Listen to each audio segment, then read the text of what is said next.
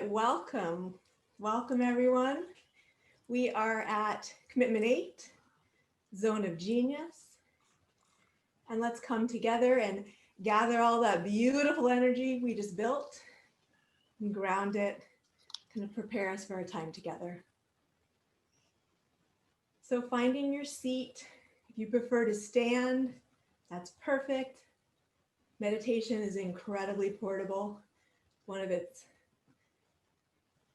beautiful aspects. I'm going to close my eyes, draw my attention internally.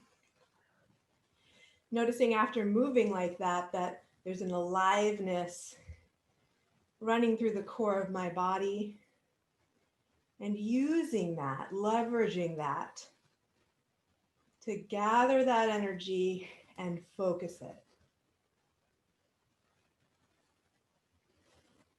Notice the sensations in your own body right now.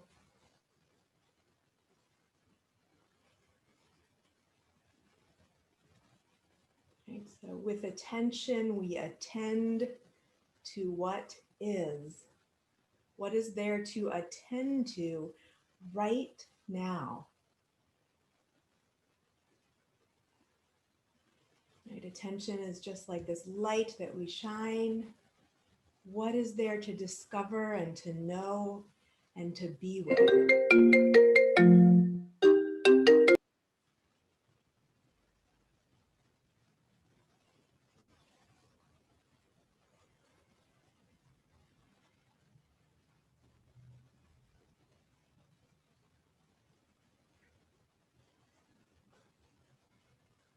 And one of the most beautiful things about this light is it itself has no intention. We can add intention to attention, but on its own, attention just notices. So can you give yourself right now the gift of pure attention? What's here right now? And when you turn in,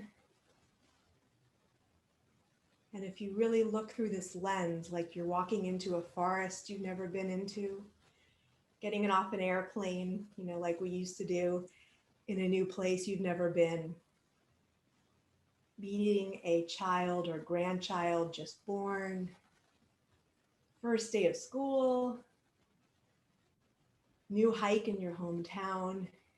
Every time you close your eyes and go inside, there's an opportunity to be with yourself just like that. Sense of wonder and curiosity, shine the light of attention, and see what's available for you right now inside to explore, to attend to.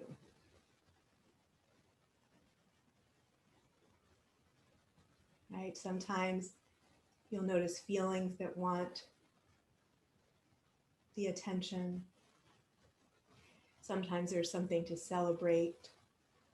Sometimes it's just the delight of something new and different. Sometimes the delight of something old and trusted and familiar. Just take a little bit of time in silence just to attend to what is.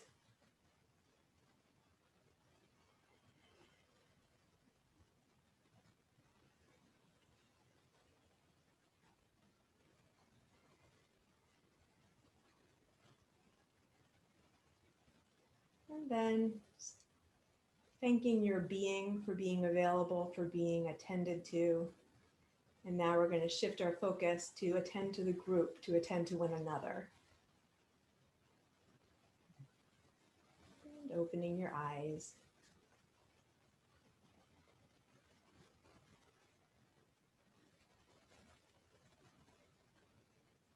Lainey, logistics, please. Of course. Hi, everyone. Welcome to another week of the CLG Book Club. I am your moderator today, managing breakout rooms and helping to monitor questions. We will be here for an hour and a half exploring Zone of Genius. There are a couple of logistics that we do want you to know.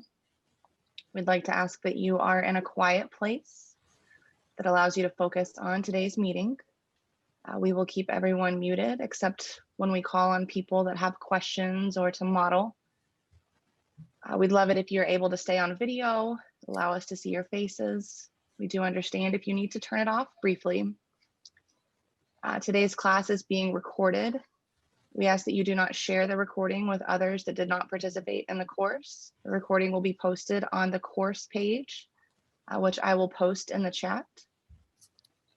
With that, I will hand it over to Jim Dethmer and Diana Chapman. Thanks, Lainey. Oh, how lucky am I? Get to hang out with my best buddies teaching content I love and being here with all of you. I feel incredibly lucky. Being in my own zone of genius. Okay, so normally we start out by putting you in triads to share what you experienced from the last week. We're gonna do a little differently today. We're gonna just allow you to share with the group. So Lainey, can you either unmute them or give them the power to unmute themselves? And if you have something you want to share about your experience around practicing appreciation, practicing living in a state of appreciation, as opposed to being in entitlement and resentment. So whatever you did with that, if you have any sharing you want to do, what you learned, experienced, tasted, or any questions you have about it, or any support you still want around that, just a few minutes of sharing what we got from last week. So if you have something you want to say, go ahead. Yeah, and I'd love to hear from several of you. And so what would help is if you have something to share it in an out breath or two, so we get to hear from many of you. I'd like to share, and I'll be quick. I noticed that it was not so easy to get to the point of actually formulating the appreciation, but because my focus was on it, it's as if the air had shifted around me, and as if I could see things differently. And that was really nice, because it's almost like a seed growing inside. So I'll keep that one. Oh, Beautiful, beautifully articulated. the world looks very different when you choose to look through eyes of appreciation. It's so powerful, as opposed to entitlement and resentment.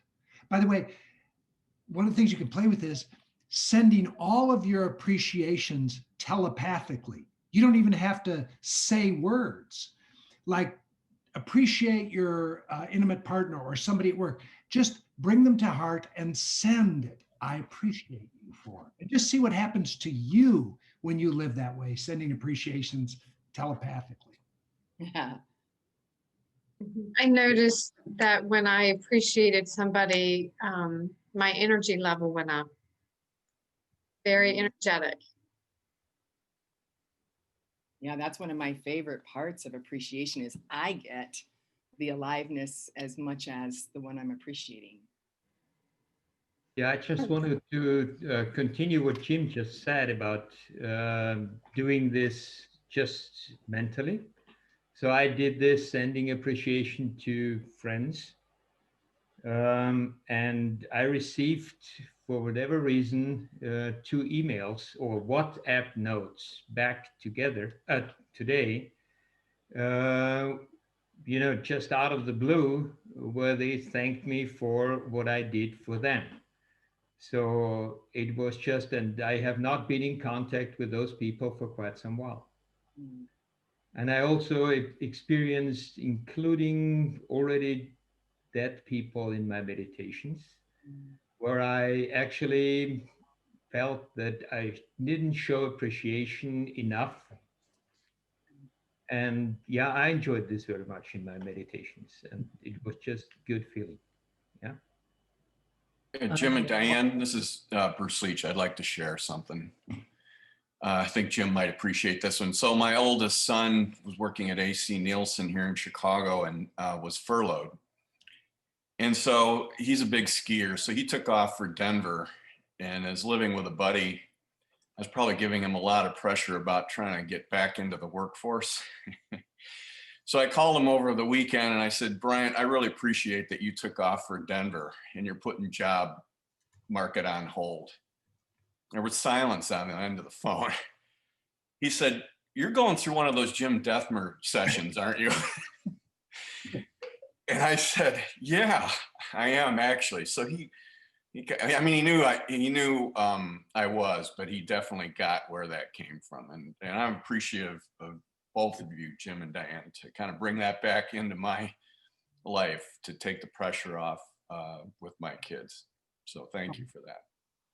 Well, Bruce, I can appreciate that because I've gone from Chicago to Denver for the winter as well. So I appreciate it. I'll have to get you two hooked up, Matt. I, He's somewhere around Vail last time I checked in. I appreciate 300 days of sun every year. I'll tell you that much.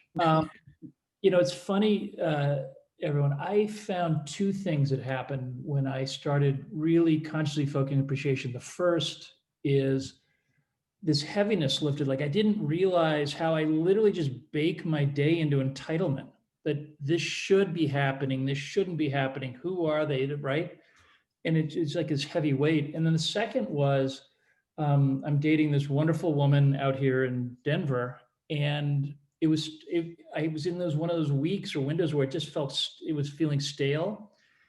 And you said specifically, like, if you're dating someone, start appreciating the little things. And I started doing that. And I was like, wow, how did I let this get stale like this? So both of those were really powerful. So thank you. That and the 300 Days of Sun.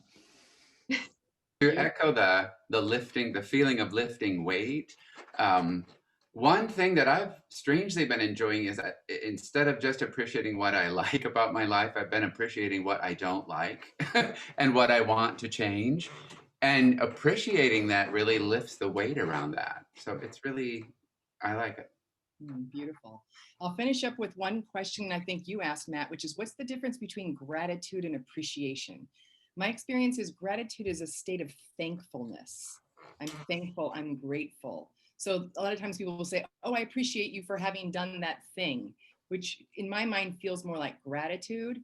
That appreciation is more about paying attention to the particular qualities. Like I appreciate the attention to detail you had when you completed that task, so that you're putting attention on the quality of being that you're valuing about somebody versus a thankfulness. I piggyback on that. In my experience, gratitude often results from appreciation. Remember, appreciation, like Diane's saying, is to be sensitively aware and to allow what you're appreciating to effortlessly grow in value. When that happens, often what occurs is gratitude. But it's possible to be grateful without increasing your level of attention. Yeah. So that's the active aspect of appreciation. All right, shall we start to play with our next exercise, Jim? Okay. So we're going to look at Genius, just to orient you again. We're in commitment 6, 7, and 8 here, and 9. So remember, commitments 1 through 6 are the cornerstone and the foundation. And then the question that I think commitments 7, 8, and 9 are answering are, what are you going to do with all the energy that becomes available to you when you spend less time living in drama? If you really get devoted to commitments 1 through 6, you'll just spend less time living in drama. And right now, most people are just dissipating huge amounts of energy, life force, aliveness into drama. So now all of a sudden you have this big surge of life force. What are you going to do? 3 things. You're going to become a masterful appreciator.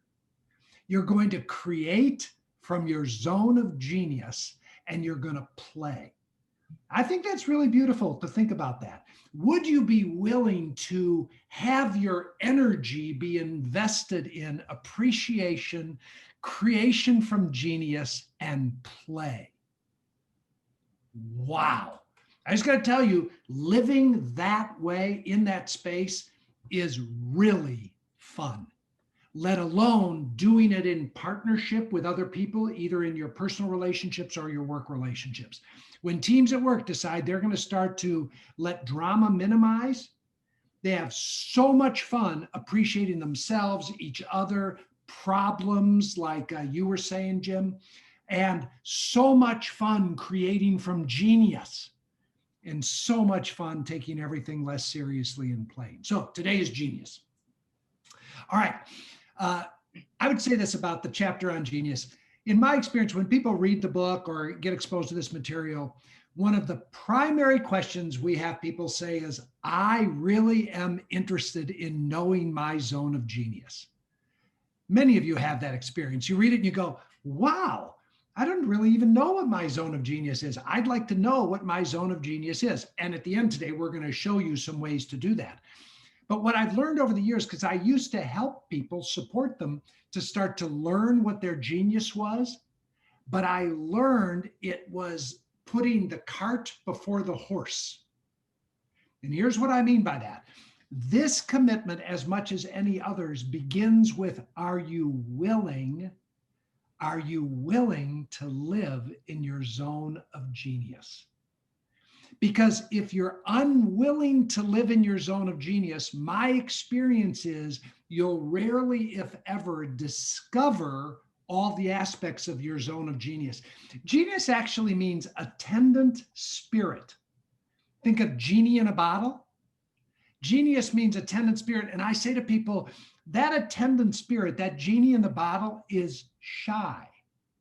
She's not willing to come out if you just want to understand her, just figure her out, just know her intellectually. She's willing to come out when you're willing to dance with her, be in relationship with her. So I say that because if you're like so many people, you're going, oh, great, I want to know what my zone of genius is. And we'll give you tools for that. But first, we want to lovingly hold your feet to the fire. Are you willing to live in your zone of genius? And that's what the first exercise is. Diana, you want to set up the exercise? You want me to do it? You do it. Yes, I would love it if you did it. Okay, great. So Lainey's going to put you in dyads, twosomes. Now I want to say something about that. Many of you don't really dig the breakouts. I can relate. When I sign up for these kinds of courses, I like go to the bathroom or get a cup of coffee during the breakouts. It just, unless I'm working on my resistance factors. But I do want to ask for today, since at the beginning you're only going to be in twosomes, would you please honor this request to get in the twosome so that even if you don't do the exercise, you can support somebody else to do the exercise by listening to them. So that's the request. Now, once you're in the breakout, here's the way the breakout is going to go. Lainey's going to type a phrase up that you're going to see. And the phrase is simply this: I commit. We always want to start with that word commit. I commit to live in my zone of genius at least 50% of the time. If you want to write that down, that's fine too, but it'll be there for you. I commit to live in my zone of genius at least 50% of the time. Now, the way the exercise goes is this. Diana, do it with me. First, I'm going to ask that you stand up if at all possible, because this is an embodied practice. And one of you is going to go first. I'll go first. And all I do is say that exact phrase out loud. So it's just, I commit to live in my zone of genius at least 50% of the time. Just say the exact phrase. Then you're going to pause and you're going to see what happens. And you're going to report one of three things, or all three. Is there a body sensation? Tightness in your neck, butterflies in your belly, tingling up your spine, dizziness. Is there a body sensation? Is there a feeling? Fear, sadness, joy, anger, sexual, creative energy. Pick one of those five. Pick the big five. And then, is there a thought? And I do that, and then Diana does. So we'll just do one or two rounds so you can see exactly how the exercise goes. I'll go first. I commit to live in my zone of genius at least 50% of the time. I notice a smile coming to my face, tears in my eyes. The feeling is joy and sexual energy. I commit to living in my zone of genius at least 50% of the time. I notice a whole bunch of warmth coming in the back of my shoulder blades. My hands are pulsing. I feel a rising up of joy, and a thought just crossed my mind. Oh God, that sounds fun. Got it? Then I'll go. I commit to living in my zone of genius at least 50% of the time. The first thought that goes through my head is I'm looking at all these pictures here and I go, come play with me. My feeling is sad. Now, you're just going to go back and forth. And by the way, whatever thoughts come up, you just share those. That'd be great, but I'll starve to death. I don't even know what my zone of genius is. If I live in my zone of genius, I'm afraid people around me are going to leave me. I won't have any service that I could offer to my current employer. Anything. Anger, fear. It's just a priming exercise. You prime the pump with the exact phrase and then just go back and forth. Good? And you'll have, I think, about 4 minutes to do this together. Again, back and forth, everybody in twosomes. Here we go. Okay, so we have a poll for you, and you're going to be answering this poll just for now. Just for now, the question is, are you willing to commit to spend at least 50% of your time in your zone of genius, if you're honest? Just for now. We don't know what you'll think about it tomorrow. So we'd love for everybody to chime in here and answer the poll.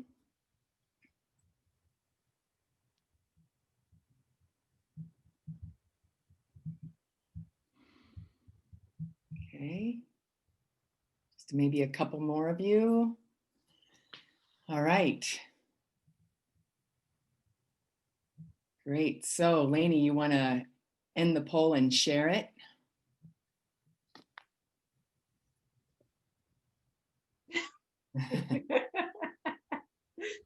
All right. So 77% of you said yes. Yes, I am willing to live in my zone of genius. And 13% said no, not yet. I am not willing. I can feel the intelligence of my no right now. Okay, thanks for sharing that, Lainey.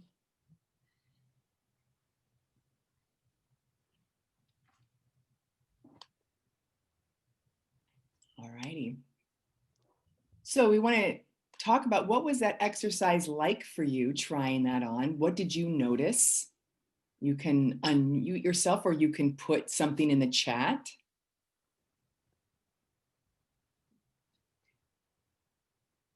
So we have said 70% of the time would be really crazy wonderful. And you know, that would be a goal, but we are just starting out with 50% because really, if you look, 50%'s a lot. If you'd be willing to live in every day, spending 50% of your day in your zone of genius, let's start there. And then for those of you who've got that, you could then start to ask, would I be willing to take it to 70%? 50%'s a big deal. Yeah. Like, I'll never forget, I was doing a training, it lasted a couple of years, with the top leadership of one of the largest banks here in Chicago. And they've been at this practice for a while and they were implementing it. And I had them do an actual inventory of their life where they went back through the last 2 weeks and put down every meeting they were in, every call they were on, every conversation they had. And then they had to go through and they had to rank and discern how much of their time they were spending in their zone of genius. Now, these were high-flying, effective people by and large. And I think only one person was spending more than 10% of their time in their zone of genius. They said, in this bank, it's a given that you're going to spend 50% of your time, just a given, they don't say it, but it's a given, doing government work, just shit that's got to get done. So to say to them, would you go to 50%? It was utterly terrifying. Does sleep count? Great. So I saw somebody said it was really interesting to see how different my response was after each round. That's common. And in fact, this was just a little mini experience. We recommend doing this. You might say this, get different partners, have different practices of saying this out loud. You can do this practice with any of the commitments, by the way, and just find out what's underneath any resistance. What are you longing for? There's all kinds of valuable wisdom, especially in the bodies. I heard many of you talking about recognizing it, different experiences in the body. Okay, Shelby. Go ahead. Sorry, I had the gift of being paired with Ron, who encouraged me to be bigger as I said it and to close my eyes as I said it. And that caused me to experience different things, and also a connection with him as he was speaking about that commitment as well. And I don't think I'm done even feeling the feelings from that interaction. And my mind is kind of churning as to, it's like, oh, the possibilities, like what is this place and what are the corners to explore. So a big thanks to Ron as well. You got to experience Ron's zone of genius, which is the ability to help people understand how much more is possible. He's one of the masters at that. So I'm so glad you got to receive his zone of genius. Yes. Okay, so tell us a little bit more about why you believe you can't be in your zone of genius. Why can't you be in your zone of genius? What are all the stories the mind wants to make up? So you could, again, put it in the chat, or if somebody wants to speak out. People will think I'm weird. People will think you're weird. Yeah. Yeah. For sure. Yeah. It'll be too much. I'll overwhelm them with my stuff and my essence. It'll be too much. That's great. For me, it's the fear of being able to survive financially. Mm-hmm. Okay. Aaron. The ability to take that risk. And what is the risk? In your mind, what's the risk for being in your zone of genius? The risk is, I would say spending all my time expressing it to the world. It feels hard to take it and make it a central part of my life, whereas everything that I do right now is very comfortable. Right. Got it. So the risk is putting my going best. into the unknown. Correct. And not knowing, the risk of not knowing. Okay. And the risk of being uncomfortable. I've noticed myself playing with one of my zones of genius, but I notice a lot of fear comes up and I procrastinate on doing what I want to do. And so that stops me from doing it. So I'm working on feeling my feelings around that. For me, it's a little bit different because I used to do the reverse way. Is because I am a playful man. I love life, and every day I am amazed about sounds of birds. And some people in works say that I'm weird, as Paul said. And I would like to know the difference, because you have people who are employed in companies and people who are independent. I would like to know the difference about people who are stay in quite a conformism in their company, and to be as free as human in your job that you have created. That's could be very interesting to know about that.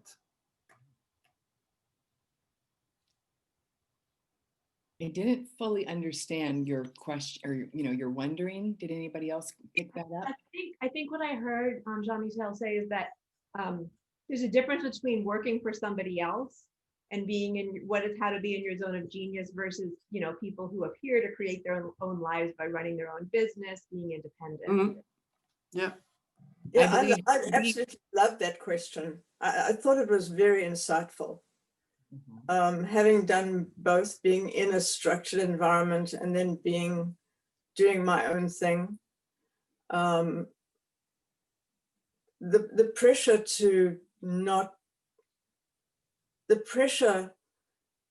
to be yourself or not be yourself in a structured environment is much greater than when you're just doing your own thing. It feels very, very different having done both.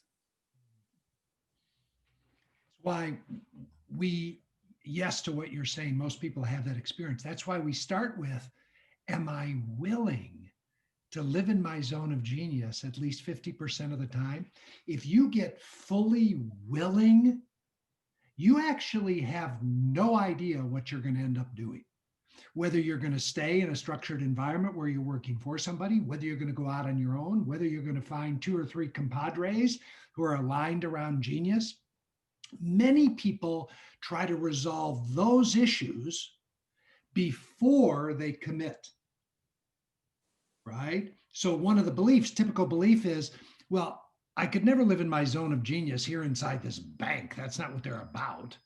So therefore, I'm unwilling because I can't do it here. I'd have to leave and I'm not ready to leave. I haven't made enough money yet to leave, to be independent. But all of that, though legitimate, is a smokescreen over, are you willing? And that's why first, am I willing? Yes or no? If the answer is no or yes, what am I afraid of? And you're bringing them up. They're bubbling up to the surface. Until that willingness gets fully faced, the next moves on the chessboard are not clear. Here's the next question. What is it costing you to not live in your zone of genius? What's it costing you?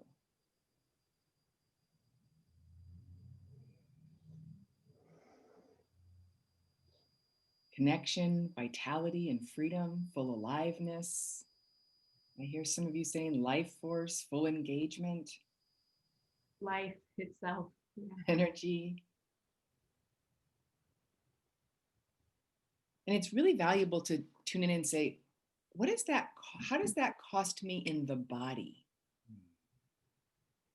How does that cost me emotionally? How does that cost me in the connections I have with others? How does that, besides all that full aliveness, if you could start to be even more specific?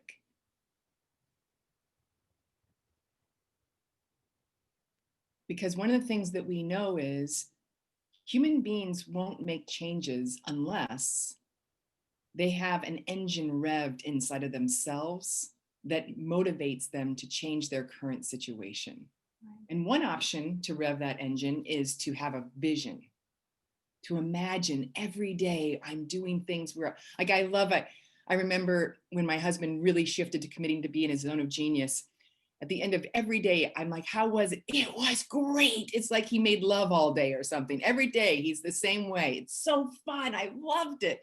And it's wonderful to be in relationship with somebody who's so alive in that way.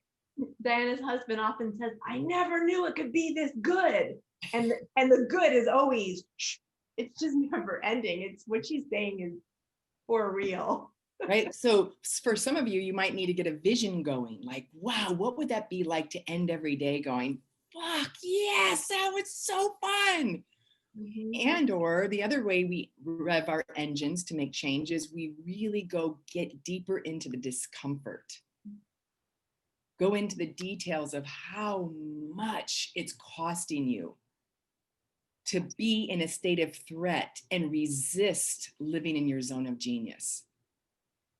So the more you can pay attention to amplifying that vision and also really getting more and more defined about how it's costing you and let yourself feel that, the more likely you're going to rev that engine that would say, all right, I'm willing to take the risk. When you're looking for the costs, I encourage you to look also for the very small things, like to make a list. Because sometimes it's easier to see some of the big ones. But if you make a list of, 3 nights a week, I have a headache and I take Tylenol. 2 times a month, I drink way more than I would like to. And little habits and patterns, and you make a list of those, and each of them has a cost, and then together they have a bigger cost. I snap at my children because all day long I haven't been in my full aliveness. One thing people often discover is, I'll just say this, in order to not live in your genius or your full aliveness, in what it is that you love and are meant to be and do, if you got really present to that, you would experience incredible pain. The pain of dislocation, not being located where you are to be located. So most of us don't feel that pain. So one of the things we're doing is we are numbing ourselves. That's what Erica's pointing at, numbing ourselves, numbing our headache, numbing ourselves with alcohol or drugs, numbing ourselves with television or Netflix, or numbing ourselves with gratuitous sex, numbing ourselves. Because if we didn't, the pain would be excruciating.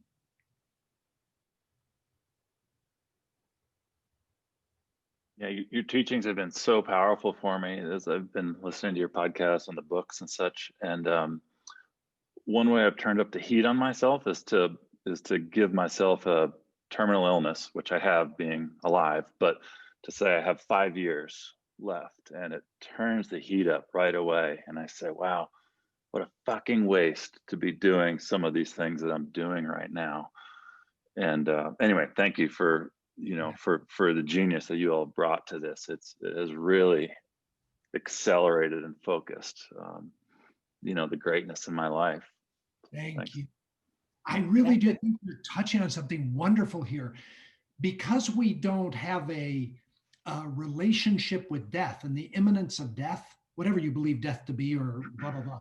Because we tend to live with this unlimited view of time. Yeah. We don't face the consequence because there's some unconscious belief that, well, when I'm 50, I'll get about my genius, or 40 or 80 or something like that. So what you're doing is through, a thought experiment, you're shrinking that and going, now what does it feel like? That's beautiful. Yeah. Yeah, and a shadow of genius is hedonism, which is often what we go after the flow state is infinite and pure, not in a good, bad way, but it's very very pure. And so the hedonism is like, okay, how can I just fill this hole with something that feels good versus something that's infinitely nourishing? The other thing I notice is how many people don't want to be with their fear. If you really step into this, there's going to be an intelligence that rises up that says, hey, there's something you need to learn. You don't know what it's like to live in your zone of genius 50% of the time. And so that fear, of course, is going to rise. And for many of us, we don't like feeling that. We want to push that down, or anger will arise. I don't want to feel all the anger of the intelligence saying it's not serving you what you're doing. I don't want to be with all of that. Especially, I don't want to be with those somatic sensations in the body. Or sadness of letting go. Yeah. What is no longer fits with your new alignment with your genius. Yeah, I've become friends. I remember a CEO saying, I'm not in my zone of genius running this company, but I've been here for 15 years. I love these people. And he didn't want to leave. He didn't want to be with his sadness. So he didn't leave. He waited until he got kicked out. I think I love what you're pointing out there. There are multiple ways that choosing to live in your zone of genius are going to affect your relationships. In this case, like saying goodbye. But another one we see all the time is in your intimate relationship, you become codependent. And the codependent contract is this: I won't challenge you to live in your zone of genius if you don't challenge me. So we kind of come up with this, contract to live suboptimized. And one of the fears you'll face is, if I didn't do that, it would produce chaos in my relationship. I'd be breaking the unconscious commitment that we have shared together. And what's that going to do to the relationship? If I break out and start to live in my zone of genius, what's that going to do to my partner and my partnership? Those things need to be fully faced. And also want to remind I just, go ahead. Sorry, I think that contract piece is a part of it. It's like the integrity commitment to live and abide by my contracts, right? Or my agreements, and have clean agreements. And we have lifelong clean agreements that we think we have with others. And this is challenging those. I might have to break some of my agreements or renegotiate them. Mm-hmm. Yeah. I also want to remind you that being in your zone of genius is not necessarily about a role that you have, that you take on in life. Being in your zone of genius is a way you're being that shows up wherever you go, so that your zone of genius walks into the room with you. You know, so for example, one of my zones of genius is to pay attention to where there's contraction in people and point to it and show it to them so they could open up for a new possibility. I'm really good at noticing that. And I was at a wedding one day and I was sitting next to the father of the groom. And he'd been an absent father, so he was being put in this off table where I was sitting. And he said, I'm thinking, I'd like to give a toast, but I think that would be inappropriate. So right there in that moment, I give my zone of genius. I'm not doing a job, but I'm in my zone of genius going, really, is that true? And I have a little challenging conversation, open up some new possibilities. He stands up, gives his toast, not a dry eye in the room, and he sits down and says, thank you. I'm really grateful that you were challenging me and that I did that. So my zone of genius shows that I can't, if you're in it, it's just going to be there. So I want to remind people that that's a fun thing to play around with is, there's never a place I don't have to be in my zone of genius. Yeah, it's kind of like sometimes artists talk about that of like, you know, do you have to do your art for your work? And how do I make this fit? And it's so hard versus the idea of, you know, the muse that comes through you, and how does that get to show up everywhere? Like, I'm not going to let any of these things be a constraint. Yes, I need to earn a living, and maybe I want to have a plan to transition. But right now, given every single constraint that each of you has, without changing any of those details, it's possible to amp up a lot how much you're in your genius. Kind of a design challenge, a life design challenge.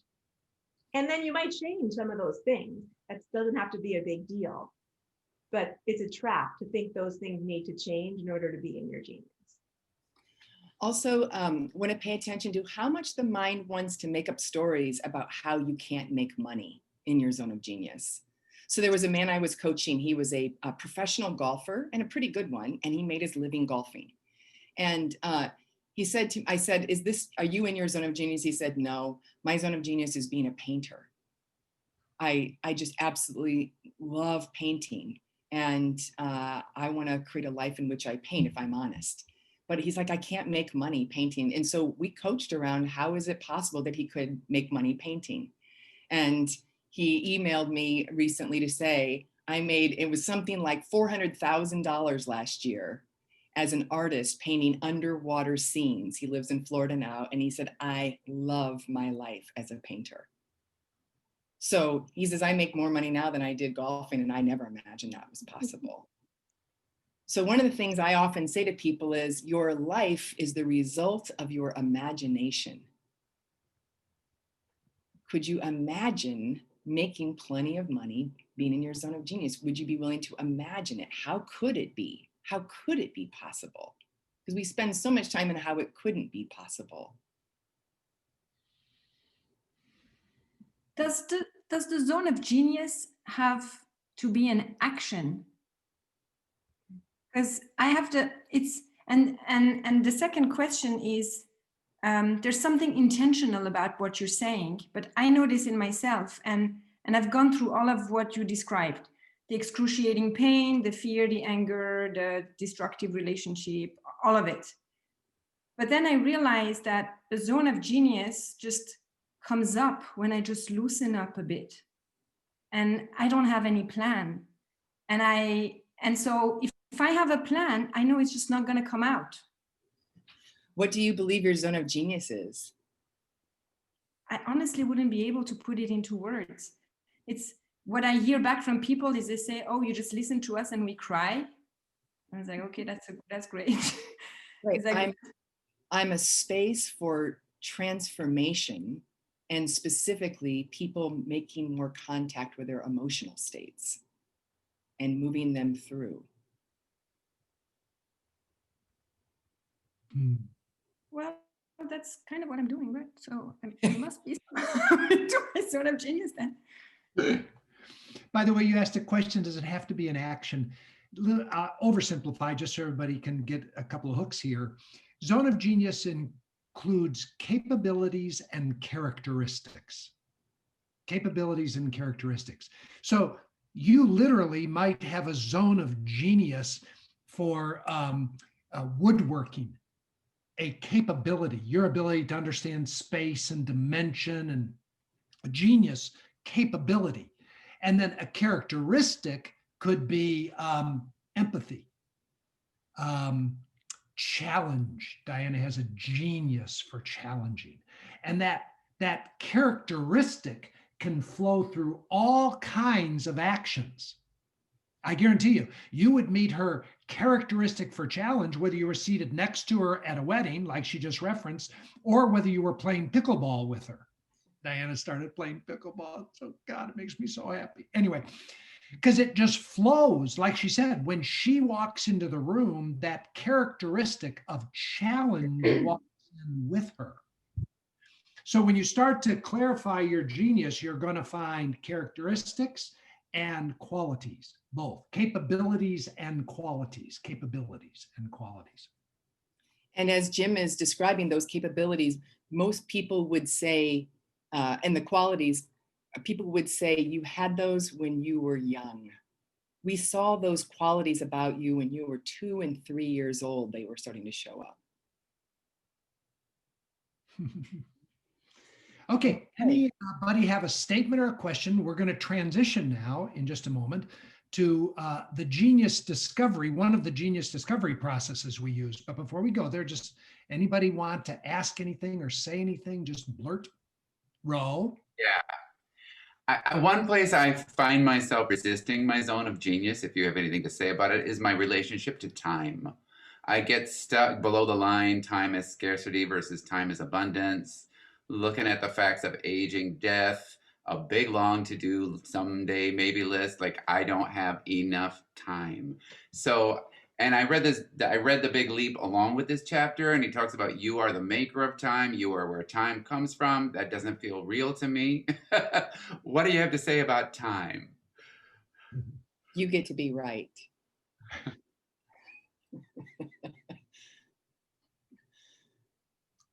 Can you feel the one in you who wants to be right? Could you be even more right about it?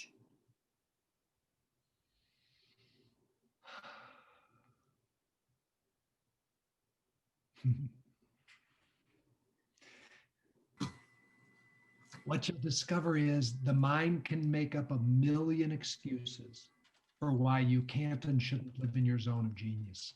And scarcity is one of the primary ones. We've talked about scarcity of money. That comes up a lot. But you're evidencing another one, scarcity of time.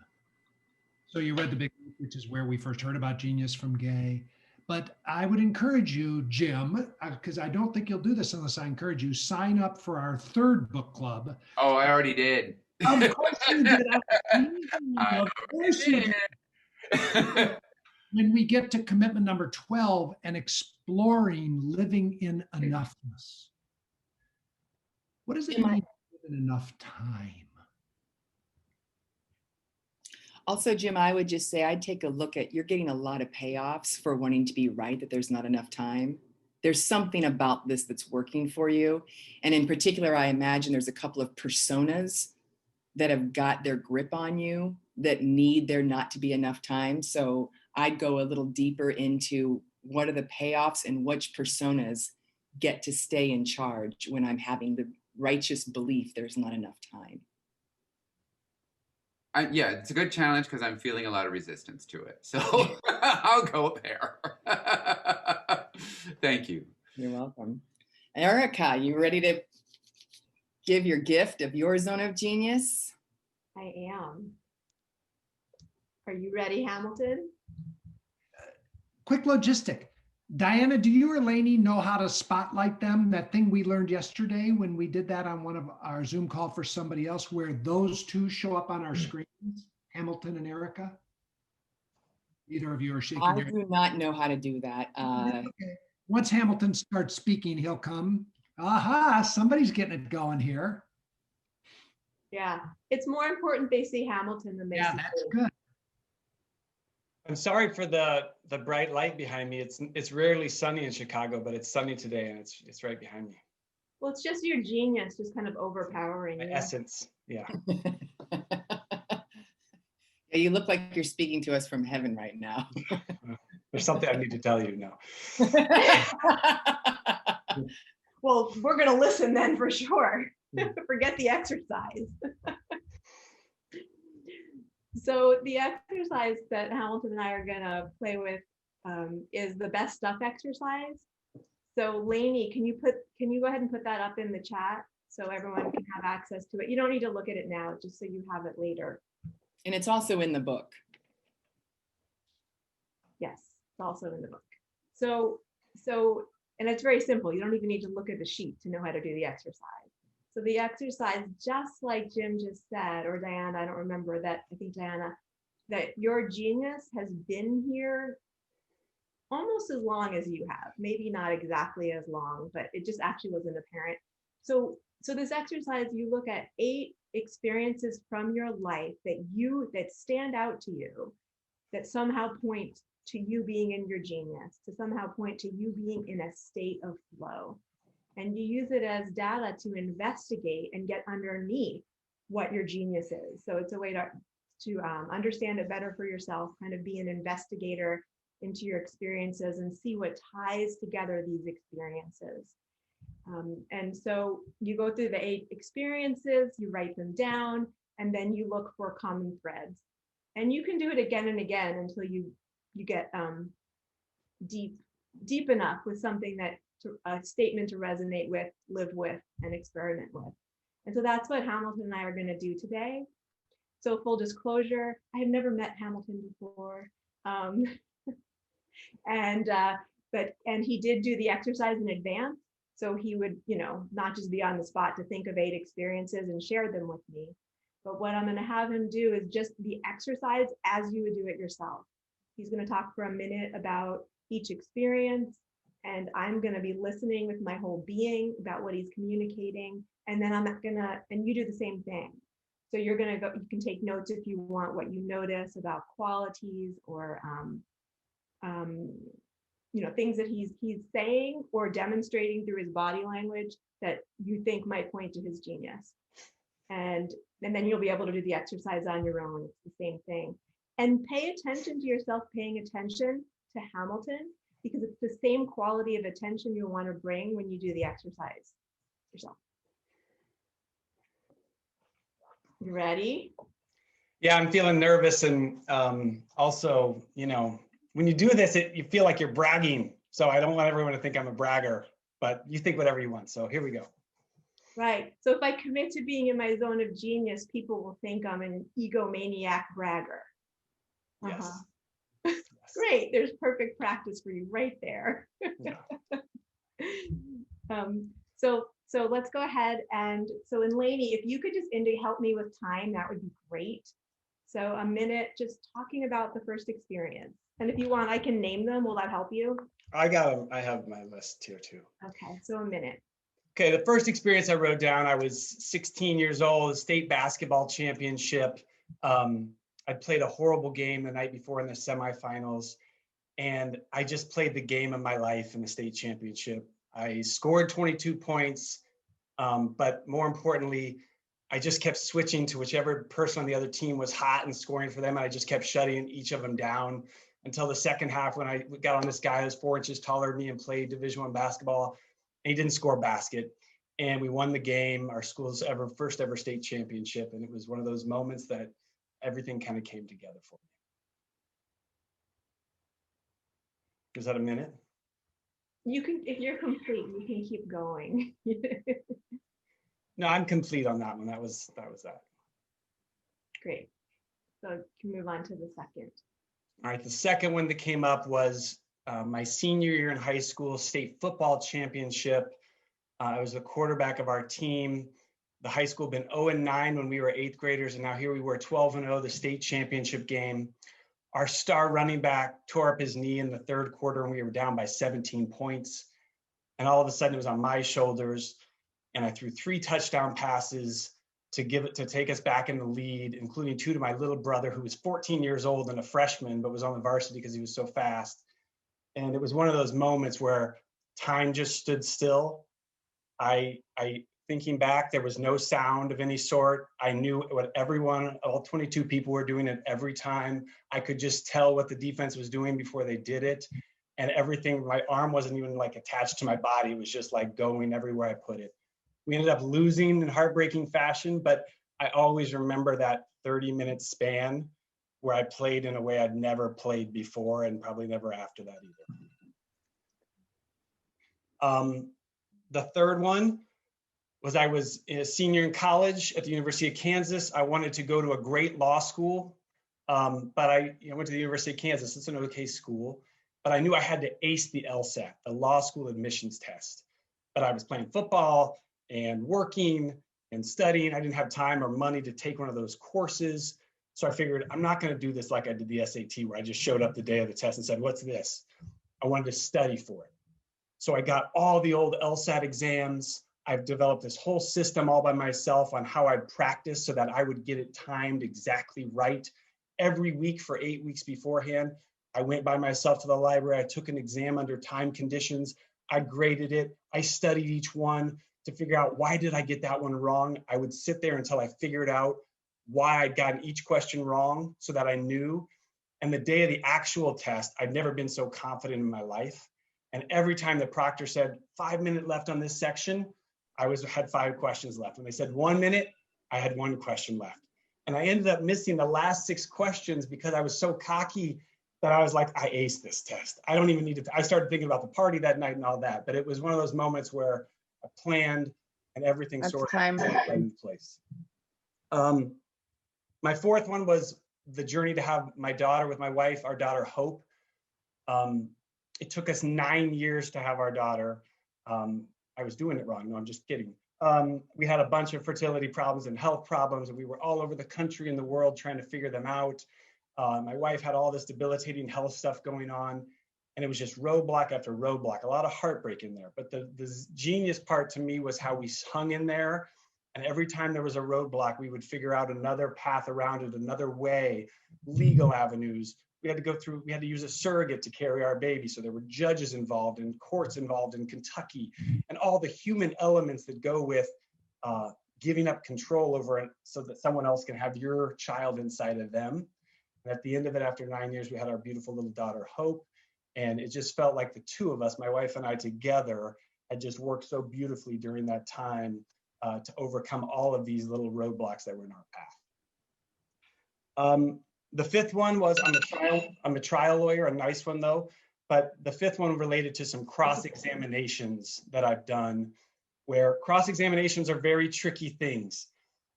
You have a witness on the stand who's just said a bunch of things under oath on the direct exam, and you have to start taking things apart. The jury's watching you. It's a very intense situation. And oftentimes for big cases, it's weeks, literally weeks of preparation for that 1 hour or 2. And the 2 that came to my mind were 2 crosses where things just went off the rails during the direct. They were saying things that were just horrible for our case that they'd never said before. And everyone on our side is writing notes and sending emails and frantic, and you're hot and sweaty inside, and you can't even, you're like, oh, what am I going to do? But you have to stay calm because the jury's watching. And then you have to stand up and slowly and methodically take every single piece apart. And by the end of these 2 crosses that came to my mind, the witness was basically admitting that everything they'd said on direct was not right, and that our clients were right. And those were those moments you sit down and think, wow, that was fun. The sixth one I had was a few years ago. An old coach of mine from growing up, who I'm still very fond of and love, called, and he was getting run out of the school where he works from some parents who, in my view, were being kind of helicopter parents and mad that their kids weren't playing enough. And for the next 5 or 6 days, it became something I worked on 10, 12, 14 hours a day, but I was having fun. I was talking to lawyers back home. I was talking to the board members. I was rallying all our old teammates and younger guys that I don't even know, but had had the same coach. We were organizing, not protests, but pickets and events and going to people's houses. And I was on the phone with my coach over and over and over in those days until we got it to a result where he got to keep his job. The lawyer that was threatening him in the school scurried off back to the town where he came from. And it was one of those moments where all of my different trainings from different parts of my life sort of came together, and we got what we thought was the right result, and our coach got to keep his job. 2 more then. The last lawyer one was an opening statement I gave a couple years ago in a horrible, sad family dispute, a very wealthy family, 4 of them on one side, 1 on the other. It's $1 billion at stake. And I spent at least 6 weeks preparing for this one 70-minute opening statement, because the opening of a jury trial is when you get your one chance to set the jurors' framework for how they see everything else that comes. And I read everything the opposing lawyer had ever said about the case in the press, in the court. I read his opening statements from other cases. I knew everything. I knew more about him than he knew. I knew what he would say. And I spent my whole time, how can I craft this narrative that's all true and factual and sets up in a way that takes down everything he went and said for 70 minutes and also shows the jury who my clients, who on the surface weren't nice people, but deep down were actually good human beings and why they should give them a chance. We ended up winning that trial, and that was one of those great moments. Last one was my father died in June of 2019. I was in another trial, and I came home, and we decided that my brother, my sister, and I would all give eulogies. And so we had 3 days. It was unexpected death. We were sad. My mom was really shattered, but we wanted to bring him back to life in that funeral. And he was a complicated person, a lot of beautiful characteristics, a lot of very rough characteristics. And so he was a tough person to capture. But at night, when the house would get quiet, the 3 of us sat there, we worked on our own. But I kept writing to myself, bring him to life, bring him his energy, bring him to the church. And at the end of it, after all that, I had a 15-minute eulogy, the last one. And I get teary-eyed thinking about it, because it wasn't a roast, so we didn't say all the good, the bad, and the ugly, but we didn't shade the ugly either. But we really, really brought his essence to that church that day, all 3 of us. And that's something that I feel very good about.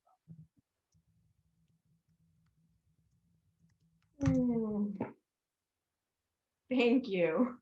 You're welcome. Woo. Yeah, well, what I see is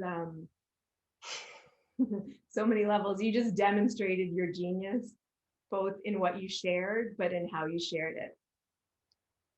And so it's such a great example for everyone. So I'm going to share what I see. And yes, go ahead in the chat, everyone, and just feel free to share what you see. This will be a great gift. We'll share the chat with Hamilton after too, so he can have it. But what you see, what you heard, what you noticed about this beautiful being who probably most of you, this is the first time you've met, and see what's there in those stories. Thank you. So, yeah, you breathing? Yeah, I'm curious, what do you feel like right now? I feel a little tiny bit of relief, but also just a lot of energy throughout my body. Right. And is that in all these examples that you just shared, how many of them did you feel like that after? Pretty much all of them. Yeah. So what I feel like I'm seeing right here is the so when being in the flow of genius and then just coming down to a resting place, there's a state that I think indicates to each of us ooh, that's my genius. And this is what we're seeing right here with Hamilton, right? So I just want to share what I saw in terms of what I see as your genius, and then also how you just demonstrated it. Some of the notes that I have around what threads are that you know what's going to happen before it happens. That you feel what's coming, you sense what's coming. It's like almost like an animal. I mean, we are animals, but it's animalistic. That you have a big draw to being the resolution and putting yourself in situations where you are the resolution. And I see that both as a way that you're just drawn to it, but it's a way that you also create pressure for yourself, for your genius to show up. There's lots of in your language about shutting down, snuffing out, like this, like really like identifying what is in the way of flow and extinguishing it. And again, very animalistic, or very, very like, yeah, like that. All senses available. You have a gift for making anything pretty much into a puzzle. And you thrive on that. And my hunch is, and just from hearing all of these things, that it's like you've organized your life in order for your genius to come out. I suspect you can probably be in your genius more and do less preparation.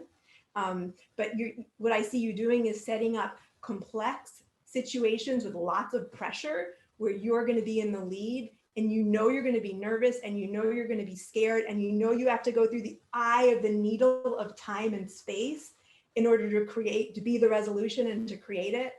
And that's how you do it. And you just nail it. But it's got to be really narrow, like, create an underdog situation or create really high stakes. And I do think you're brilliant at organizing your being to set yourself up to flow. Can I ask you something on that? One thing that I've noticed the last few years is I've become more of a procrastinator. I never thought of myself as a procrastinator before. And now it's almost like I set up these things at my work, the video, but where everything gets done at the last minute. And I always come through and deliver.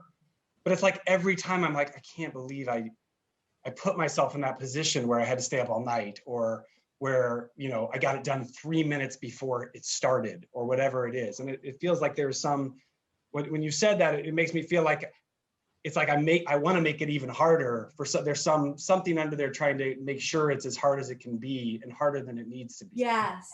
Yeah. That makes complete sense to me. And I think that's what I was pointing to, is that I think that there's just a habit pattern around. It's kind of like, if you learn to drive and, remembering, the very first time you get behind a wheel, how much work you have to do to pay attention to drive safely. And then could you imagine if you just decided, well, in order to drive safely, I just need to do that all the time. And I think there's a little bit of that going on for you. And you've created such great results with it that it's you just kind of like, I would guess there's almost a superstition. If you don't do that, you're not going to deliver. Yes. And so there's a racket in that. Yeah. And I think there's probably a longing in your being to create space for your genius state and flow to come through with less work, or maybe a different type of work. And also just, I know this is getting into another area, but with a clear sense of purpose, because what you're talking about has a cost, right? There's a time cost, there's stress in your body, and there's a chemical cocktail when you do it that way that you then have to recover from, just like an athlete who sprints. Like if you sprint every time like that, you're going to have to recover. And so unless you're so devoted to creating something in the world, you'll keep putting up with the cost, because the superstition will win out. That hits home. Yep. And this is kind of how genius and purpose intersect, everyone, like in terms of your genius is what you're doing when you're in the flow state. And again, at this point, that's all we need to discover. But then there becomes the question of how do I want to direct, what do I want to apply this to? And Hamilton's been doing this work for a long time. So he's asking these questions. So just be aware that there's not pressure to do it this way right now. Anyway, and so, you know, yes, we have to end this, but just this is how you go through the process. And I just want to read the statement that I came up with and see if it makes sense for Hamilton, and we'll move on just to play with. Hamilton has a genius for creating pressure and complexity in order to leverage it, to bend space and time, to illuminate the whole picture. That's pretty good. You must do this for a living. I do. Erica, say it again. Say it so we can all take it in. Yeah. Hamilton has a genius for creating pressure and complexity in order to leverage it, to bend space and time, to reveal the whole picture.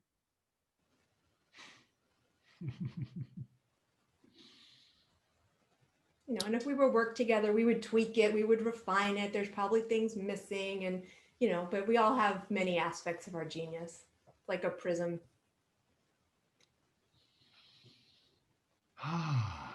Okay. Wow. Thanks, Hamilton. One of the things I enjoy about witnessing your, Erica, Zone of Genius is not only how you see it, but the genius of your articulation. The specific words that you pick that just nail something. I am in awe of that. It feels so good over here. Words are like, each one's a piece of fruit that vibrates in a certain way. Yes.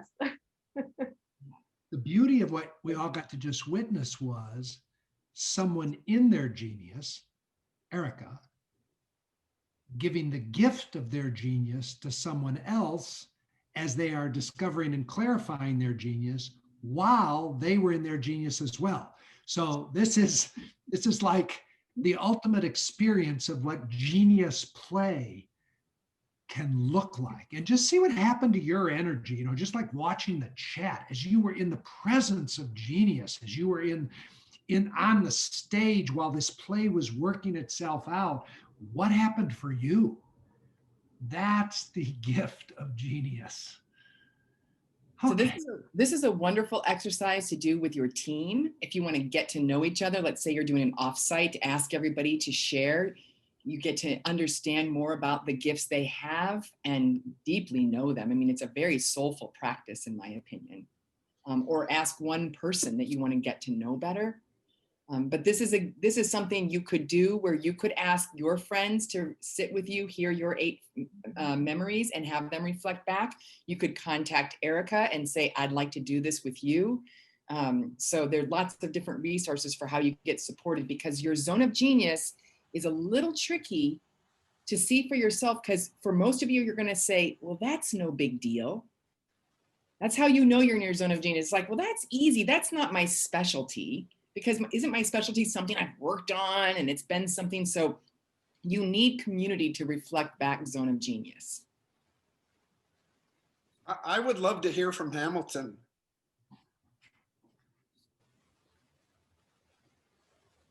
Hey there, what did you want to hear? I felt, go ahead. I mean, did what she say fit? Is that your zone of genius? And what was your experience through the whole thing? Well, I mean, my experience was I did this, I wrote it out. Erica asked me to get to her by the end of the day yesterday. I wrote it out yesterday. I was having so much fun. She said a couple paragraphs on each, and I was doing a whole page on each. So it was so, you know, there's so much energy with just typing these things up.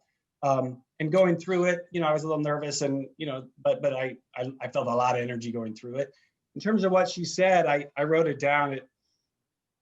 You know, it seems, I mean, it's pretty deep. So, you know, I'm kind of a caveman lawyer, so I got to spend some more time with it. But off the cuff, I really liked how it sounded. It felt like it hit home.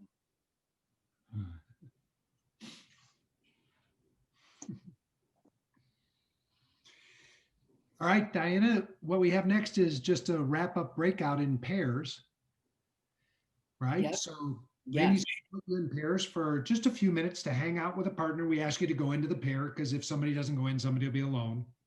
And just play with what was your biggest takeaway from today? What's a practice you'll take on this week to support you in doing what you most want to do, living in your zone of genius? So what's your takeaway from today? What did you get out of it? And you have a few minutes to share that with whoever you get placed with. And then we'll bring you back to close all together in a few minutes. Welcome back. I'd love to hear anybody have like the most valuable takeaway. I'd love to hear a couple of those from anybody who wants to unmute themselves. One out. I will, Diana, if that's okay. I was thinking about how close this is to essence or purpose, and thinking about you walking into a room with your zone of genius. And I think someone once said to me, it's impossible to not be on purpose. And it feels very, very similar, that this is who I am. It's not something I do. It's just who I am, and it comes out in the way I operate. And so yeah, I'm just playing around with those ideas. But that was a big thing that I took from it. Thank you. I got to, in the conversation we just had, I got to notice and celebrate that I actually feel like I have found my way towards a new business that is more my zone of genius than anything I've done before. And what I wanted to share was that that was by following a feeling, not by thinking my way there. Like as a feeling arrived in my life, I was like, okay, well, this doesn't make sense, but I'm going to follow it. And I still now get to do the energy audit and see how I can spend even more time in the part of it that is actually my genius and not the parts of it that aren't. But I was just reflecting on, oh, right, I couldn't have thought my way to this. I had to feel my way to this. And it was, yeah. Beautiful. Thank you. We want to remind everybody that we have our third module coming up. If you haven't signed up and you'd like to join, also you can invite others to come, and they don't have to have done modules 1 and 2. If they want to come and join us in these latter commitments, we'd love to have them. I'll also in the course page this week put up an offering and cost and all the details if you want to work with me to do what I just did with Hamilton, in a bit more depth. Yeah, much more depth than what you would see there. She just gave us a little taste. All right, all, good to be with you. Thanks for playing today. Enjoy exploring your zone of genius and all of the ways you want to or don't want to be in it this week. Thank you.